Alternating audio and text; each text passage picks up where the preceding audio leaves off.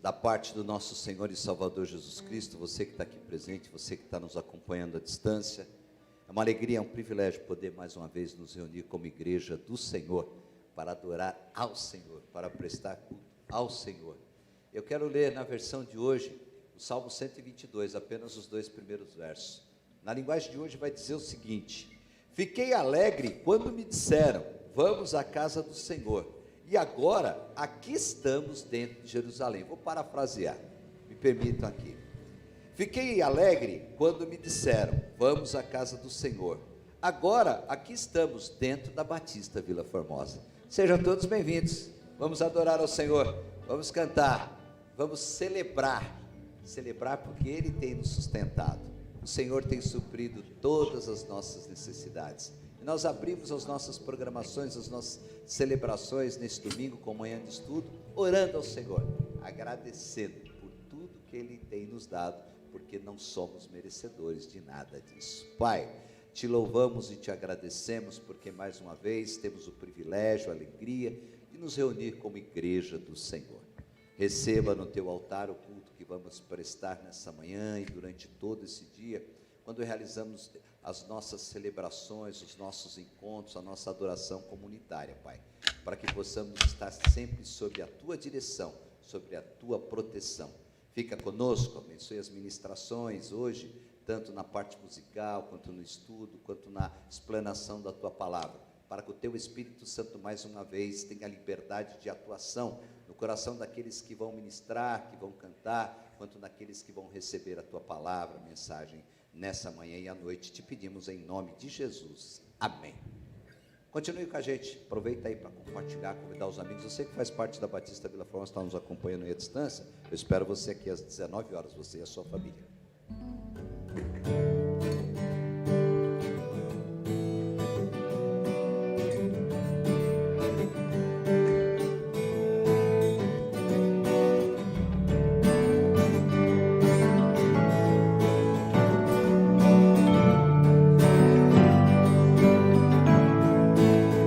Jesus, em tua presença, reunimos-nos aqui, contemplamos tua face e rendemos-nos a ti, pois um dia tua morte trouxe vida a todos nós e nos deu completo acesso ao coração do Pai. Jesus, em tua presença, reunimos-nos aqui, tua face e rendemos-nos a ti, pois um dia a tua morte trouxe vida a todos nós e nos deu completo acesso ao coração do Pai. O véu que separava já não separa mais, a luz que outrora apagada agora brilha e cada dia brilha mais. Só pra te adorar e fazer teu nome grande e te dar o louvor que é devido. Estamos nós aqui.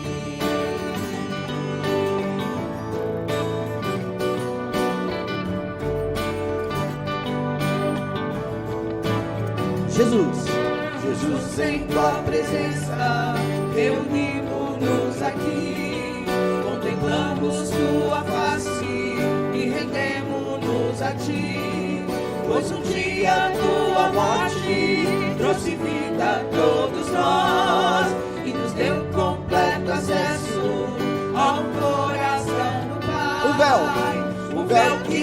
separava, já não separa mais. A luz que outrora apagada, agora brilha e cada dia brilha mais.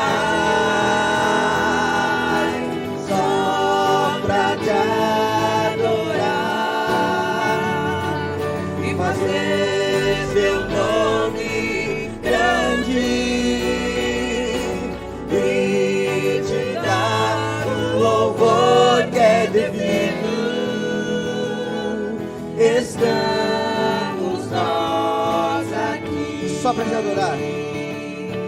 só pra te adorar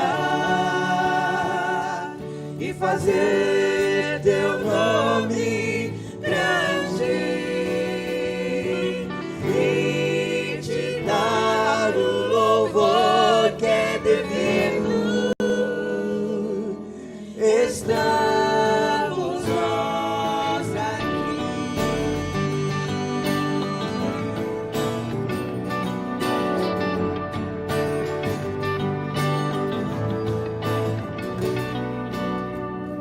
Amém.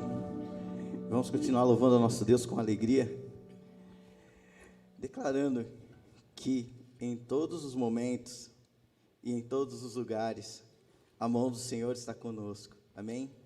Se não fosse pela mão do Senhor, nós não estaríamos aqui hoje.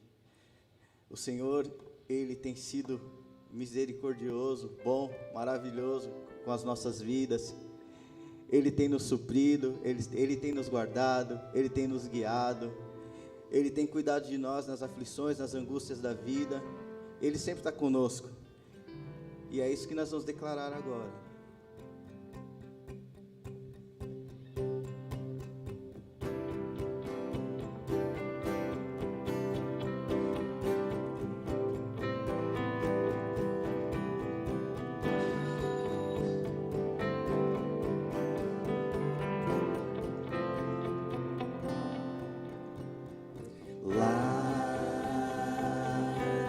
No fim do horizonte, no canto mais distante, lá a tua mão está. Lá acima do universo, nas linhas de um verso, lá a tua mão está. Se eu for ao céu, ao mais profundo mar, ali tua mão está. Ali tua mão está.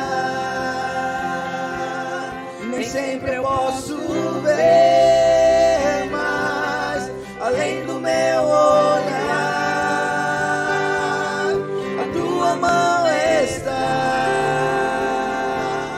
A tua mão está. Lá neste momento, em todos os momentos, lá a tua mão está. Lá no coração que chora, no abraço que consola, lá a tua mão está. Se eu for ao céu, ao mais profundo mar, ali tua mão está. Ali tua mão está. Nem sempre eu posso ver, mas além do meu olhar, a tua mão está. A tua mão está. Deus está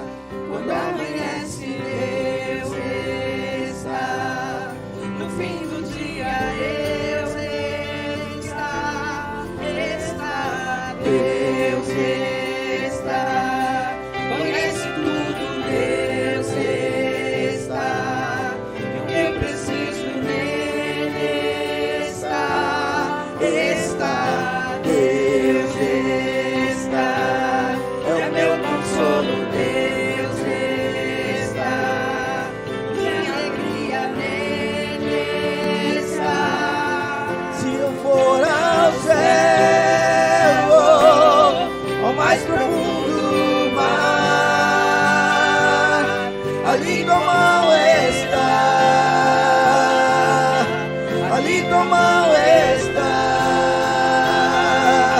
e nem sempre eu posso ver, mas além do meu olhar,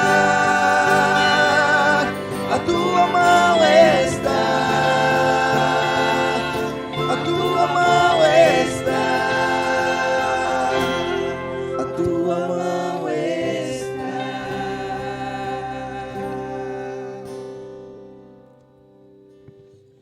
Amém.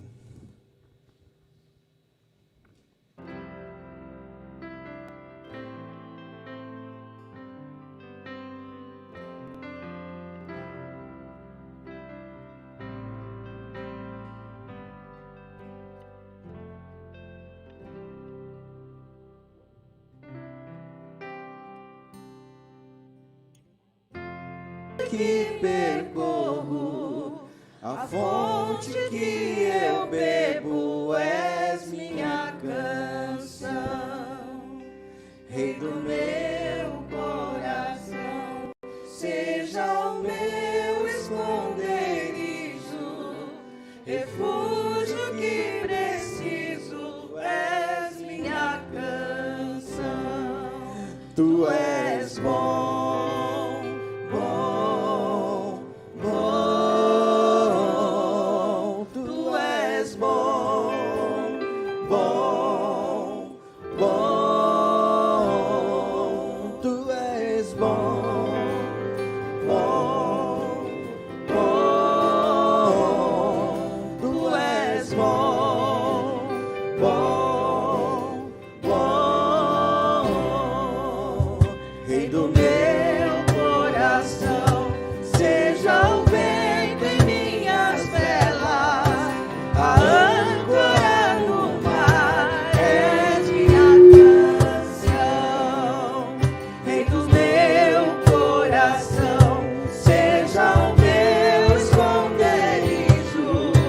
Refúgio que preciso, és minha canção.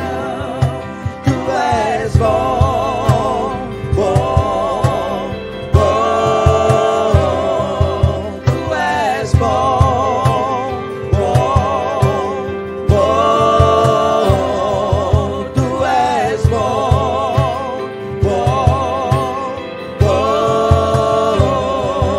Tu és bom.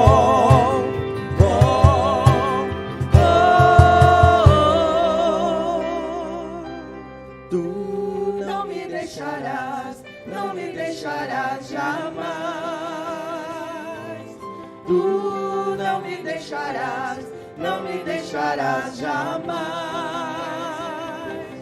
Tu não me deixarás, não me deixarás jamais.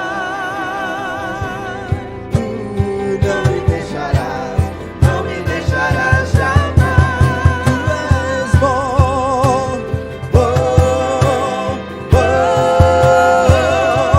Tu és bom, bom, bom. Tu és bom, bom, bom. Tu és bom, bom, bom.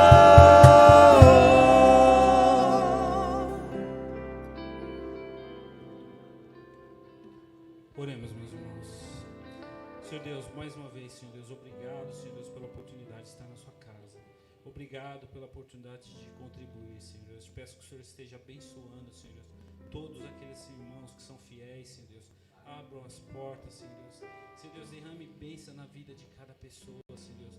Que os irmãos, Senhor Deus, possam entender, Senhor Deus, que o Senhor tem preparado para nós, como o Senhor me abençoou, como abençoou a Viviane, como abençoou o Adriano e outros irmãos, Senhor Deus. Senhor Deus, faça um milagre nessa igreja, Senhor Deus. Senhor Deus, quebranta o coração, Senhor Deus, para que os irmãos possam ter a vontade de servir, Senhor Deus, de te adorar, de cumprir com os seus compromissos, Senhor Deus. Em nome de Jesus eu oro, agradecendo por tudo que tem feito na minha vida e na minha igreja, Pai de amor. Amém.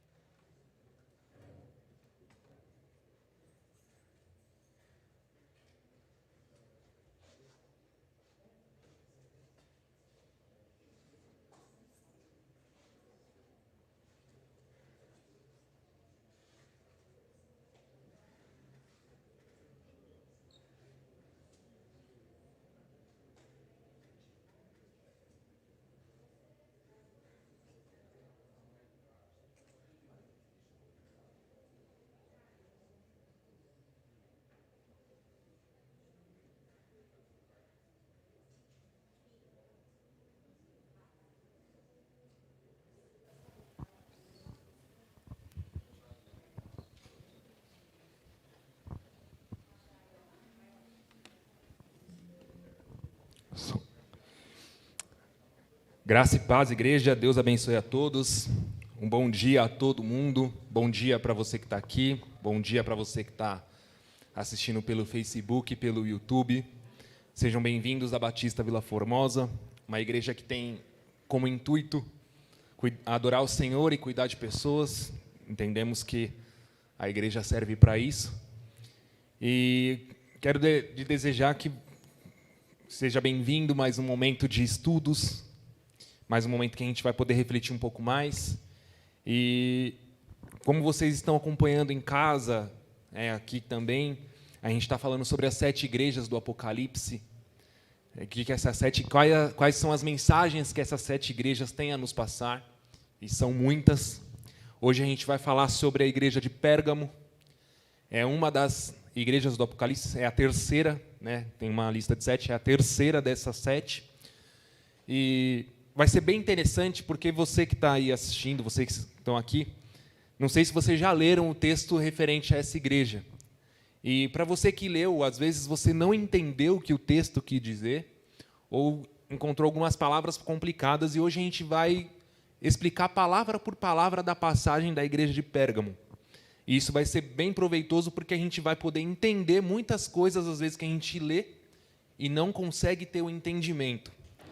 E é muito importante que, além de lermos a Bíblia, a gente entenda as palavras, o contexto da época, em qual época está inserido aquele texto, o que ele realmente quis dizer. A gente tem que extrair o texto em sua raiz para poder entender o que realmente o texto quis dizer. Bom, a igreja de Pérgamo, ela aceitou o pecado e se conformou com o mundo. O nome Pérgamo significa cidadela ou fortaleza. A cidade estava localizada no cume de uma montanha. Então a gente já pode ver que a igreja de Pérgamo não foi uma igreja 100%. Ela aceitou o pecado e se conformou com o mundo. E ela estava localizada no alto de uma montanha. Naquela época, na Idade Média mais ou menos, quando você tinha uma cidade no alto de uma montanha, você era considerado privilegiado. Por quê? Se alguém fosse atacar a sua cidade, você conseguiria ver de longe. Então, Pérgamo tinha uma excelente localização geográfica no que diz respeito a estratégias de guerra, no que diz respeito à visibilidade da cidade. Imagina, você está passando lá por um vale e você olha lá em cima, você vê uma cidade bonita. Isso atrai. Então, Pérgamo ela tinha uma localização privilegiada com relação à guerra e com relação a essa visibilidade. Não à toa, Pérgamo era uma cidade muito estruturada e muito rica. A gente vai ver mais para frente quais são as estruturas dessa igreja. Ela era conhecida por seus, olha isso, acabei de falar, por seus muitos templos pagãos. Então, Pérgamo era uma cidade que tinha muitos templos pagãos, uma escola de medicina e uma grande biblioteca. Para aquela época, isso aqui, era a top dos tops. Então, Pérgamo ela tinha muitos templos pagãos, então ela tinha muitos edifícios, que chamavam a atenção, que eram templos pagãos. Ela tinha uma escola de medicina. Pérgamo, na época, era a principal cidade em questão de medicina. Então, ela era muito desenvolvida na arte da medicina. E uma grande biblioteca. Pérgamo ela tinha uma grande biblioteca, que era a segunda maior de sua época. Ela só perdia para Alexandria. Alexandria era uma das cidades também lá da Ásia Menor ali. Então, ela só perdia para Alexandria nesse quesito. Ela tinha a segunda maior biblioteca na sua época. Então, era uma cidade bem conhecida. E ela era considerada a segunda maior do mundo de sua época, que eu falei, perdendo somente para Alexandria.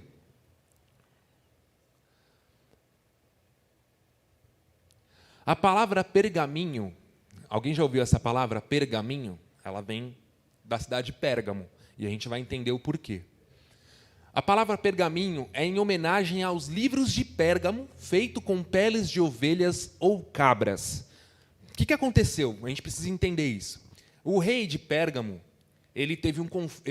Pérgamo importava papiro do Egito. Os papiros eram feitos para fazer os livros, que compunham a biblioteca.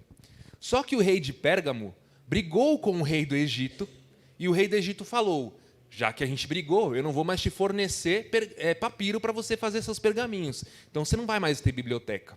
O que o rei de Pérgamo fez? Ele teve uma ideia. Ele pegou o couro do animal, deixou curtindo esse couro, depois ele esticou o couro e foi costurando, foi fazendo livros, que são chamados pergaminhos. E o pergaminho, ele ficou mais chique, como se assim dizer, que o papiro. Então, por isso que Pérgamo tem essa historinha aí, por isso que o pergaminho se chama pergaminho, porque foi inventado em Pérgamo. Então, a palavra pergaminho é uma homenagem à cidade. Então, isso que aconteceu. Por isso que Pérgamo se desenvolveu tanto, que tem a segunda maior biblioteca do mundo de sua época, porque ela não precisou mais do Egito para ter matéria-prima. Ela mesmo desenvolveu a sua própria matéria. E aí foi e se tornou a segunda maior biblioteca da época.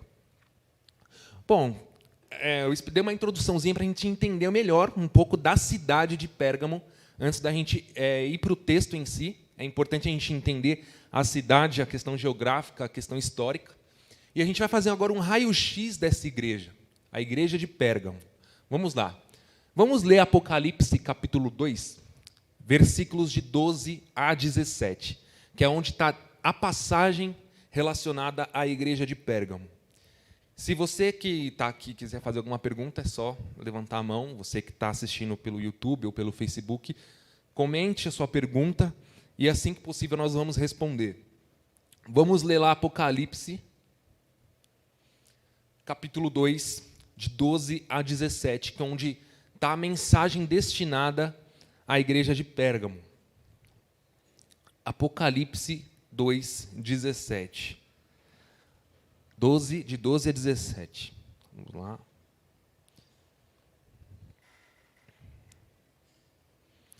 Vamos lá. Carta à igreja de Pérgamo. Ao anjo da igreja em Pérgamo escreva: estas são as palavras daquele que tem a espada afiada de 2 gumes. Sei onde você vive, onde está o trono de Satanás. Contudo, você permanece fiel ao meu nome e não renunciou à sua fé em mim, nem mesmo quando Antipas, minha fiel testemunha, foi morto nessa cidade onde Satanás habita. Olha, as críticas são bem pesadas à igreja de Pérgamo, a cidade ali em si. No 14 ele continua: no entanto, tenho contra você algumas coisas. Você tem aí pessoas que se apegam aos ensinos de Balaão, que ensinou Balaque a armar ciladas contra os israelitas, induzindo-os a comer alimentos sacrificados a ídolos e a praticar imoralidade sexual. De igual modo, você tem também os que se apegam aos ensinos dos nicolaítas. Portanto, arrependa-se, senão virei em breve até você e lutarei contra eles com a espada da minha boca. Então, é bem direto. Vocês podem perceber que as cartas às 7 igrejas, ela não dá muita curva, não. Ela não dá muita volta. Ela, em mais ou menos 5, 6 versículos ali, Jesus já manda aquela mensagem para a igreja de maneira incisiva e direta. Então, vamos lá. Vamos fazer um raio-x dessa passagem. A gente vai entender palavra por palavra o que esse texto realmente quis dizer. Vamos fazer uma análise da seguinte forma, igual que eu fiz com a igreja de Esmirna. A gente vai fazer uma análise literal, a gente vai entender o texto, a gente vai entender em qual contexto histórico estava inserida essa igreja e qual era o comportamento, qual comportamento ela representava. Bom, vamos à interpretação literal. Pérgamo, ela significa pergaminho, igual eu já falei. O pastor era Antipas. Qual era o elogio a essa igreja? Mantenha a fé em Cristo, porque, assim, mesmo a cidade sendo uma cidade pagã, totalmente pagã, os cristãos que estavam lá permaneciam fiel à palavra. Eles não se rendiam à adoração a outros deuses. Só que eles cometiam outro tipo de erro, que eu vou explicar mais à frente qual foi a estratégia de Satanás com relação a essa igreja, e que acontece muito nos dias atuais também. A instrução para a igreja de Pérgamo foi a seguinte: arrependimento da idolatria e imoralidade. Então, era uma cidade totalmente pagã, ela tinha muitos templos pagãos, então eles cometiam muita idolatria e imoralidade sexual. A Idade Média ela foi um período de muitas imoralidades sexuais, principalmente para a adoração aos deuses.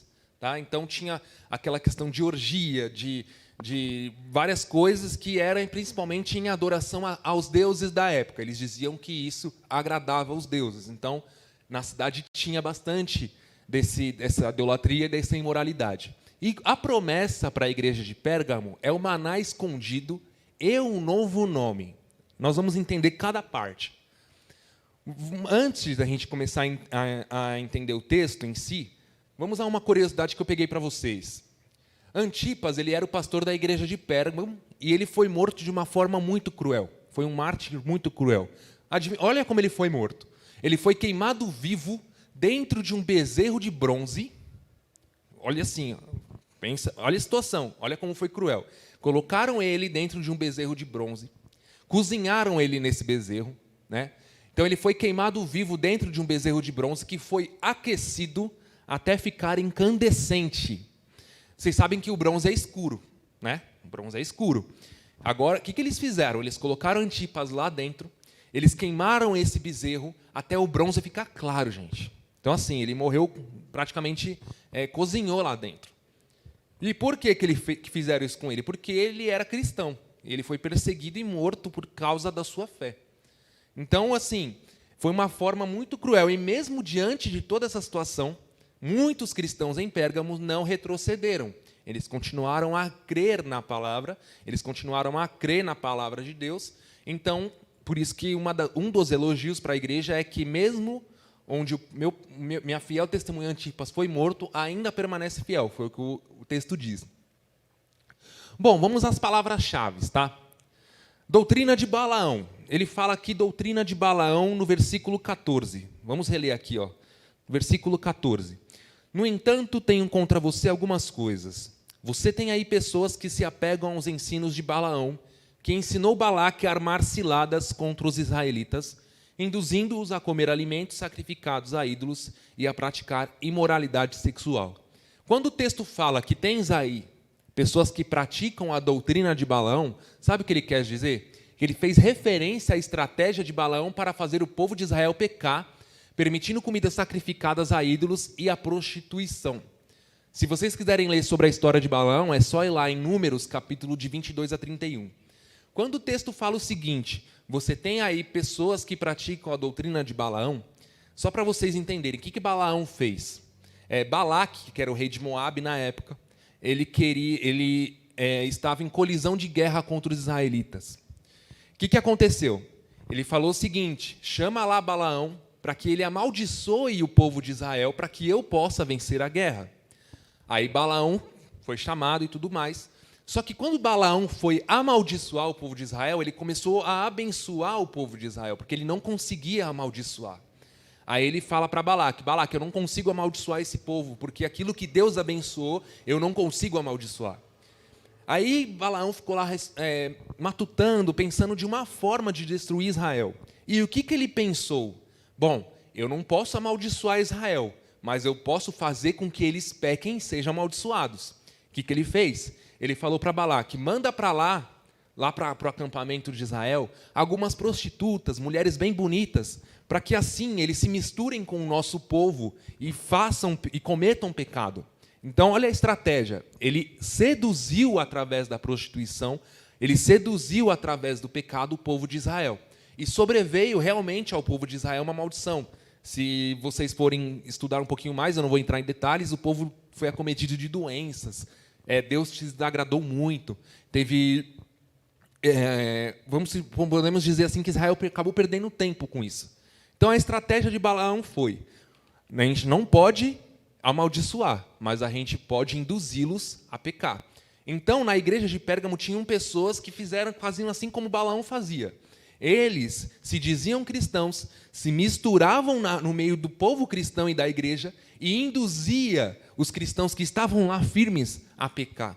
Eles introduziram aos poucos as coisas do mundo dentro da igreja para que o povo viesse a pecar e abandonasse a sua fé. Por isso que o texto fala que aí tens pessoas que praticam doutrina de Balaão, porque eles fizeram como Balaão fez lá atrás, seduziram as pessoas a pecar. E isso acontece muito na igreja atual. Se a gente não ficar atento, a gente é seduzido por coisas que vão chegando aos pouquinhos, a gente começa a relativizar a verdade, a gente começa a pensar que é normal, que é certo, o que é errado se torna certo, o que é certo já não se torna tão certo assim. E é isso que acontecia em Pérgamo. Nicolaítas. No versículo 15, ele cita essa palavra, Nicolaítas. O que significa Nicolaítas? Vamos lá. De igual modo, você tem também os que se apegam aos ensinos dos Nicolaítas. Nicolaítas, quem era esses pessoal aí? Quem eram esses Nicolaítas? Vamos lá. Eles eram falsos sacerdotes que pregavam liberdade, aceitando o pecado na igreja.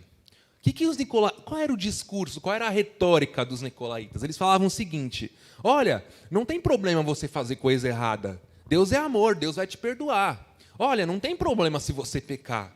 Deus é amor, Ele vai te perdoar. Inclusive, eles falavam o seguinte: é bom que vocês pequem, porque quanto mais vocês pecam, mais a graça de Deus é manifestada na sua vida. Olha o pensamento dos caras. Entendeu? Então, assim, eles falavam o seguinte, que o pecado ele era algo normal de se fazer. Não era prejudicial à sua fé. Porque, assim, uma coisa é você pecar, Deus vai te perdoar, está tudo certo. Já tinha essa doutrina lá atrás. Hoje ainda a gente tem um pouco disso. Mas lá atrás já tinha esse pensamento de que Deus é amor, de que com Deus tudo pode. E os nicolaítas reforçavam isso dentro da igreja de Pérgamo. Então, dentro da igreja, além dos que cometiam os pecados que Balaão fez, tinha nicolaítas que falavam para o povo o seguinte: não tem problema vocês fazerem coisa errada. Deus vai perdoar vocês. Deus é amor, continue. Então, a gente tinha isso na igreja de Pérgamo. Quando ele fala maná escondido, no versículo 16, o que é esse maná escondido? Todo mundo sabe que o povo de Israel ficou 40 anos vagando pelo deserto. E teve um momento que eles falavam que estavam com fome, começaram a murmurar lá. E Deus falou assim: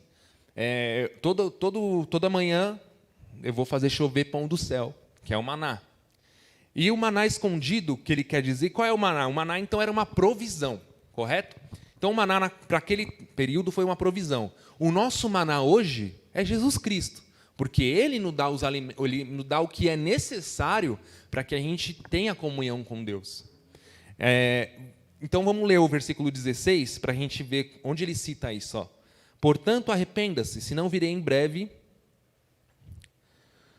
até você e lutarei contra eles com a espada da minha boca. Acho que ele fala do maná no 17.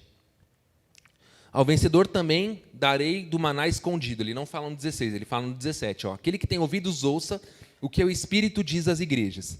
Ao vencedor darei do maná escondido. Também lhe darei uma pedra branca com um novo nome nela escrito, conhecido apenas por aquele que o recebe. Então, o maná escondido é Jesus Cristo. Então, aquele que persistir, aquele que não retroceder, ele vai ter acesso ao maná escondido de uma forma presencial, a salvação. Nós vamos estar de frente a frente com o Pai. Então, nós vamos ter esse maná escondido que ainda não nos foi revelado, mas que vai ser nos revelado em tempo oportuno, se a gente persistir e se a gente não retroceder na caminhada cristã. Então, é isso que o texto quis dizer. Pedrinha branca, isso aqui é muito interessante, essa pedrinha branca, quando ele cita no texto pedrinha branca.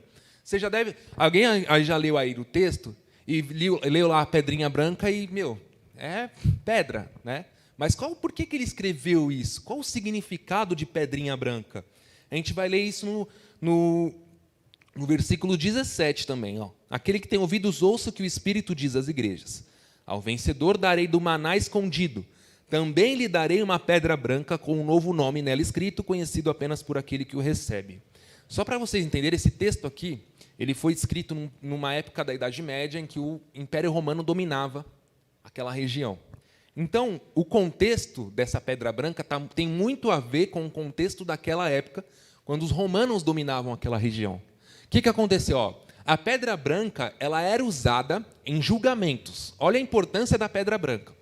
Quando o réu era absolvido, era entregue uma pedra branca ao réu, mostrando o seguinte, lá tinha um julgamento lá na cidade, aí ele era absolvido.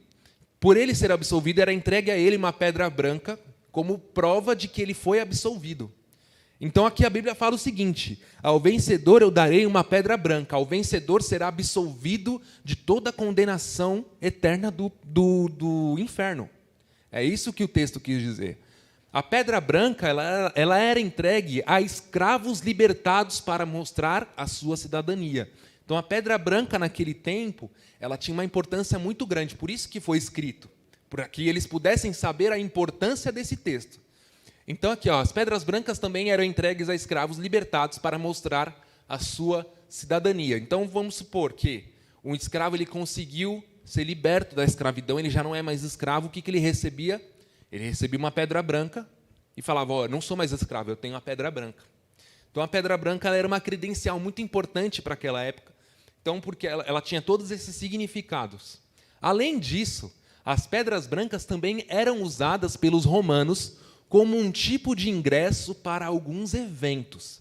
Roma era uma cidade, naquele contexto, tinha muitos eventos. Tinha teatro, né, tinha, às vezes... Alguém já assistiu aqueles filmes de gladiador? Que o cara está com um cavalo, ele vai correndo e espeta. Era evento. Eles gostavam disso. Tinha aquelas lutas, né, dentro de arenas, com leão, entre eles. Então, lá naquela época tinha muito isso. E para você ter acesso a esses eventos, ou você era da elite do povo, ou você era convidado pelo imperador, ou você tinha essa pedra branca, que era tipo um ingresso para você poder adentrar o evento. Então, a pedra branca, dada por Jesus Cristo, é uma credencial de que nós vamos ter acesso à casa do Pai, nós vamos ter acesso ao céu, nós temos a credencial necessária para que a gente possa ter acesso à salvação. É por isso que ele escreve pedra branca aqui. Então, olha a importância desse texto. E ele fala o seguinte, que ao vencedor, aquele que resistir a toda a pressão, a toda a perseguição, ele vai receber a pedra branca. Então, nós temos que ter como alvo nas nossas vidas essa pedra branca. E a verdade, a partir do momento em que a gente aceita o Senhor, a gente já recebeu essa pedra branca.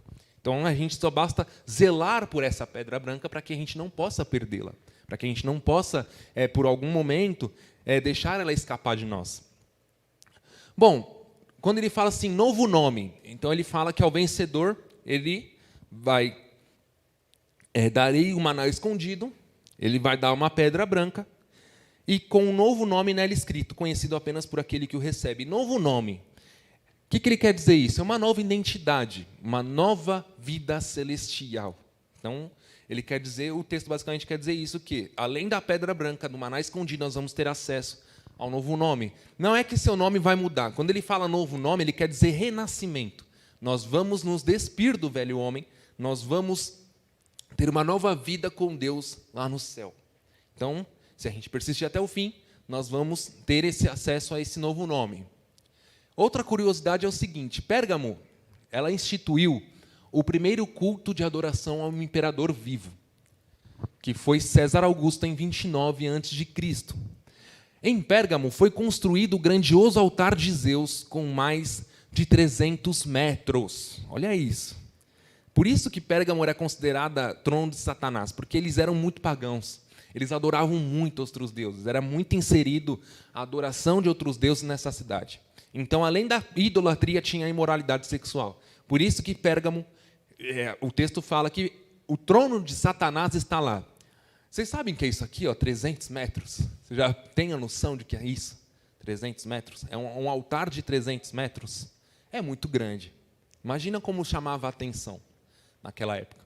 Imagina o quão pagão era a cidade para construir um altar de 300 metros. Então, por isso que Pérgamo era considerada a cidade que tinha o trono de Satanás. Ali habita Satanás. Bom, vamos lá. Por esses e outros motivos, Pérgamo é referida como o lugar onde Satanás tem o seu trono, que eu acabei de falar. Alguém tem alguma pergunta? Algum comentário?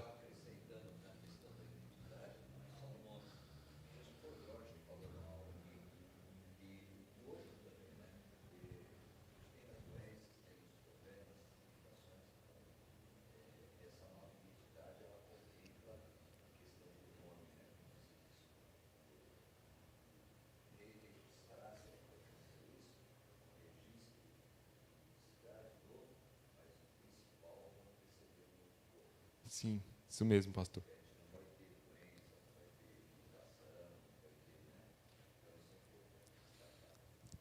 para quem está em casa, o pastor falou o seguinte, que a questão do novo nome é que nós vamos ter um novo corpo também, onde teremos uma vida que não teremos doença, não teremos preocupações. Por isso que fala novo nome, uma nova identidade, uma nova vida, né? Alguém tem mais alguma pergunta? Não? Então vamos prosseguir. Bom, vamos fazer uma interpretação histórica. Pérgamo, ela representa a igreja imperial. Foi o tempo de 313 a 590 depois de Cristo, com a união da igreja e Estado. Então foi um período que a igreja e o Estado elas estavam sendo meio que aliados, mas não para o bem. Elas estavam se aliando para finalidades que não agradavam a Deus.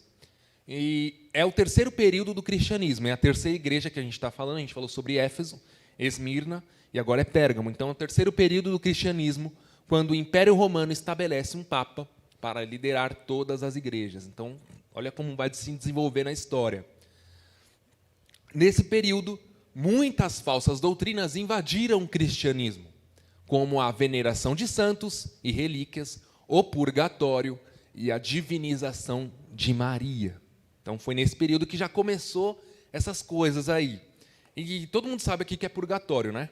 Que eles dizem ser. É o lugar onde você vai pagar penitência pelos seus pecados, é isso? Não é? Então, assim, vocês viram que toda a retórica deles é para passar um pano nas coisas erradas que você faz, né? Então, é o seguinte, você está fazendo coisa errada, não tem problema. Você vai lá para o purgatório, aí lá você vai pagar seus pecados, lá você vai passar por esse período, não tem problema, Deus é amor, tudo pode. Então, tinha muito esse discurso lá. Por isso que começou a nascer essas coisas aí. E por conta da cidade ser pagã, o que aconteceu? No cristianismo também, como eles adoravam imagens, eles começaram a ter essa necessidade de adorar imagens também. Então, por isso que começou nesse período essa questão de divinização de relíquias, de santos, de imagens. Bom, interpretação moral. Pérgamo, ela era uma igreja licenciosa, liberal e permissiva, aceitando tudo dentro da igreja para agradar as pessoas. E isso a gente vê muito nas igrejas atuais. Talvez, graças a Deus, não seja o caso da nossa. Eu acredito que não seja. Mas muitas igrejas fazem isso. Elas fazem cultos, elas têm um estilo de pregação para agradar as pessoas. Elas não pregam o que realmente a palavra diz. Sabe por quê? Por que aqui no livro fala espada de 2 gumes? Vocês já pararam para pensar o que é uma espada de 2 gumes? 2 cortes. E é uma espada que, quando ela corta mesmo. Ela dilacera. Só que ela tem 2 gumes, porque ela fere, mas ela também traz a verdade. Por isso que a palavra de Deus é uma espada de 2 gumes, porque ela traz a verdade absoluta.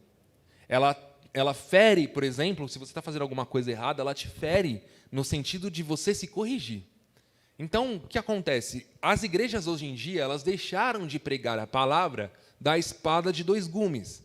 Elas preferem nem pregar que é a espada, que é agressivo. Só que é o seguinte, a palavra, ela não mudou. O contexto nosso mudou. A gente não tem que esboçar pregações, esboçar aulas que sejam agradáveis aos ouvidos das pessoas, né? Que falar o que as pessoas querem ouvir. E lá em Pérgamo aconteceu muito isso. Por isso que a igreja foi instruída a se corrigir nesse ponto. E o que acontece? Na igreja de Éfeso, igreja de Esmirna, o que aconteceu? Foi uma perseguição física. Só que Satanás, ele é um cara esperto. Ele percebeu que ele estava perseguindo fisicamente os cristãos, mas quanto mais ele perseguia, mais a igreja crescia. Então ele teve ele pensou assim, bom, se eu estou perseguindo eles fisicamente e não está funcionando, eu vou implantar a minha ideologia aos pouquinhos para eles caírem. Eu vou infiltrar pessoas, eu vou infiltrar ideias aos poucos dentro da igreja e eles não vão nem perceber. E quantas coisas muitas igrejas têm feito, têm implantado sem perceber e estão se misturando com o mundo. E isso aconteceu lá atrás, hein? Hoje parece que persiste algumas coisas. Pérgamo representa uma igreja que aceita falsas doutrinas e se desviou da palavra de Deus. Pérgamo, ela tinha uma qualidade, ela não retrocedeu quanto à crença. Só que, ao mesmo tempo que ela aceitava o Senhor, ela falava o seguinte: olha, não tem problema a gente fazer um culto ao Senhor e adorar uma imagem. Não tem problema a gente falar isso, mas outro grupo falar isso. Então, eles tinham uma divergência de ideias. Então, eles tinham um culto, como eu posso dizer, um culto ecumênico. Eles aceitavam outras ideias dentro do culto deles. E isso, Deus não tolera. Deus entende que a palavra dele é a verdade. Né? O que a Bíblia é? A revelação da palavra de Deus. E nada mais além disso. Então, eles queriam misturar muito as coisas e, aos pouquinhos, Satanás foi se infiltrando nessa igreja e foi implantando ideias. E, aos poucos, eles também foram achando normal certas coisas. Eles foram relativizando a verdade. Ah, não é muito bem assim, sabe? Eu não preciso agir dessa forma para agradar a Deus. Deus vai entender a minha situação. Eu não preciso me corrigir. Deus vai entender. Deus entende tudo, né? Engraçado que, para algumas pessoas, Deus entende exatamente tudo. Ele entende de tudo. Só que ele não aceita tudo, não. Mas vamos lá. Como conclusão, a gente pode entender o seguinte: que assim como em Pérgamo, a gente enfrenta alguns problemas parecidos na igreja contemporânea, onde permitimos que o mundo se misture com as coisas de Deus, relativizando a verdade e permitindo que falsas doutrinas adentrem as congregações. Nós devemos estar atentos, porque se a gente não estudar, se a gente não se instruir, aos poucos vão infiltrar ideias nas nossas mentes, assim como aconteceu em Pérgamo, e a gente vai acabar aceitando sem nem perceber. Inclusive, hoje tem coisas que são grotescas, né, que as pessoas falam dentro de igrejas que a gente às vezes nem acredita. Mas vocês veem que esse pessoal, ele tem sempre uma massa, né? É sempre alguém, eles têm muitos seguidores. Porque as pessoas se deixam levar por essas doutrinas. E Pérgamo era uma dessas igrejas. Embora tinham muitos cristãos lá que não aceitaram, mas tinham outros que aceitaram. Então, a gente Pérgamo passou por um momento muito difícil. Porque ela estava onde... Imagina você construir uma igreja onde está o trono de Satanás. Imagina, é uma coisa que, por exemplo, vamos construir a Batista Vila Formosa no lugar onde todo mundo é contra a gente. Imagina a gente construir uma igreja onde todo mundo ao redor é contra. Tipo, mas contra não de reclamar, de barulho, essas coisas. Mas, não, vocês não vão cultuar. Vocês não vão fazer culto aí. Vocês não vão fazer isso, vocês não vão fazer aquilo. Imagina a gente construir uma igreja nesse ambiente. Né? Então, Pérgamo tinha esse problema. E, graças a Deus, a gente vive num país que é liberado pregar o evangelho. Em Pérgamo, ela tinha essa liberdade, mas, para ela ter essa liberdade, ela tinha que aceitar algumas ideias que o Estado impunha. Então, a gente deve agradecer por não passar por isso. Eu espero que o nosso país não passe por isso.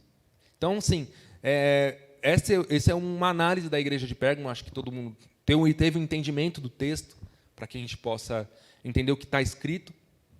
E aquilo que eu não consegui completar no coração de vocês, que o Espírito Santo complete. Você que está no YouTube, no Facebook, fique com Deus.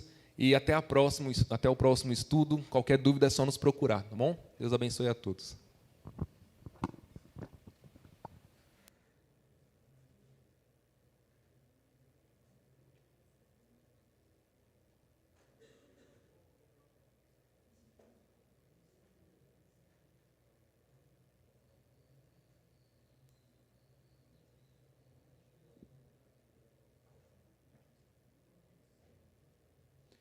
Você que está nos acompanhando, obrigado. Até a noite, às 19 horas, quando teremos a nossa celebração. Convide os amigos, participe com a gente também presencialmente a partir das 19 horas.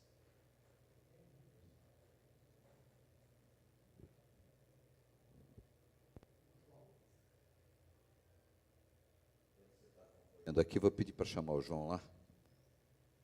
Cris, chama o João lá.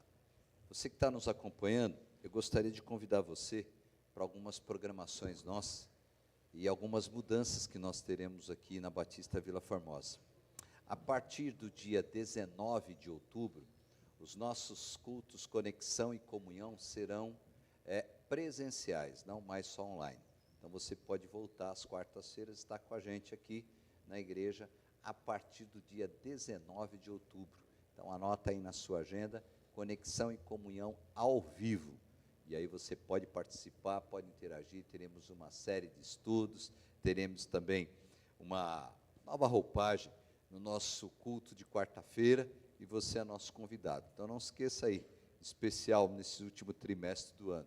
E outro aviso importante, no primeiro domingo de novembro, nós iniciaremos a nossa campanha desse ano do Natal Solidário. E aí você já pode orar, já pode se dispor a participar. Esse ano nós vamos novamente ajudar o pessoal do Instituto Simão Orbach. Então nós vamos adotar muitas crianças, né, em que vamos vestir essas crianças, dar um presentinho. Então a partir do primeiro domingo de novembro, nós vamos lançar a campanha Natal Solidário 2022. Por enquanto é só, vai anotando aí, e à noite a gente tem mais para falar de algumas mudanças e algumas novidades para o último trimestre do ano. Que Deus abençoe você e a sua família, e estaremos juntos na próxima, se o Senhor nos permitir.